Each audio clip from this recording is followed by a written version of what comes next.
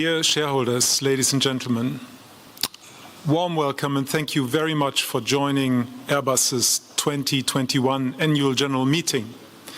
This is my first meeting as chairman, and I was actually very much hoping to meet you all in person, but who would have thought last year, when the annual general meeting could not be held in its usual format, that 1 year later we would still be heavily impacted by the pandemic, which is restricting our daily life and work so much. We will show you a few examples in the following movie, which is called Truly Exceptional, for what that means to the company.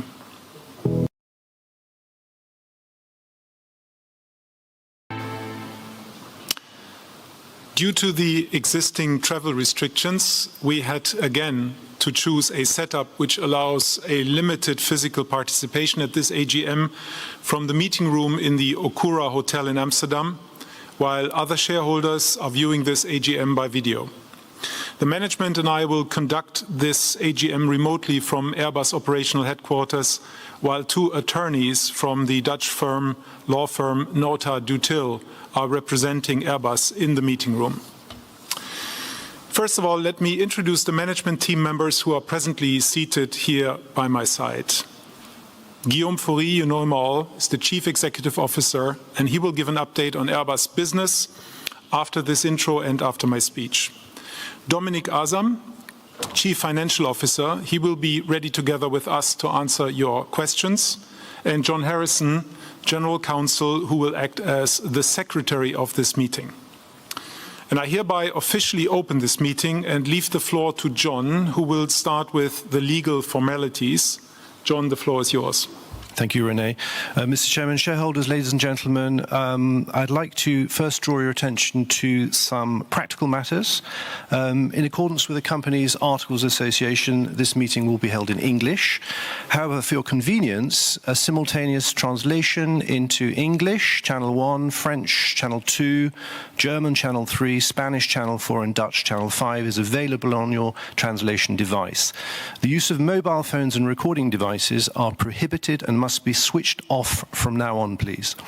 Please note that the meeting is broadcasted by public webcast until the presentations.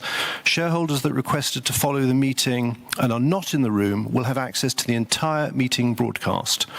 In accordance with the measures imposed by the Dutch government to contain the COVID-19 pandemic, I kindly ask you to make sure that you keep a 1.5 meter distance from all other individuals present at the meeting at all times. As you can see, we were compelled to adapt the proceedings of this annual general meeting due to the measures and restrictions imposed by the Dutch government in connection with the COVID-19 pandemic. So on behalf of the company and the board of directors, we thank you for your understanding in this. Now, in accordance with Dutch legal requirements and the company's Articles of Association, we have complied with all of the relevant formalities. On the 3rd of February 2021, the date of the annual general meeting was published on our company website. On the 3rd of March 2021, a convening notice, including the agenda and attendance procedures, was also published on our company's website. The documentation for this AGM, which has been available for all shareholders, consists of the agenda, the text, and the presentation of the proposed resolutions, the report of the Board of the Auditors for 2020, the audited annual accounts for 2020, and the report from the auditors for 2020.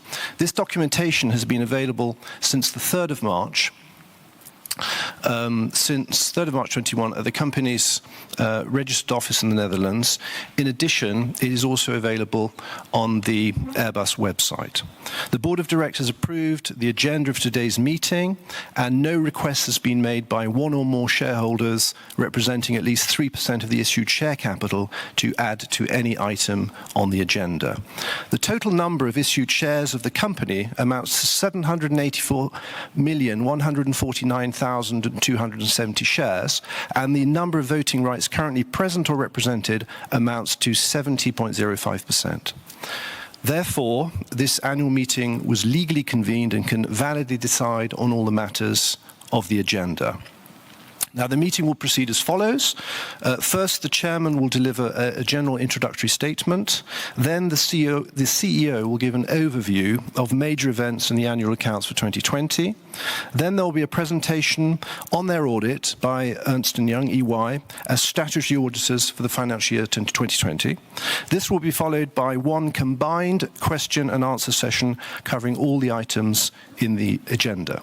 Finally, we'll proceed to a vote on the 13 resolutions. The resolutions will be submitted to the vote one by one without further discussion.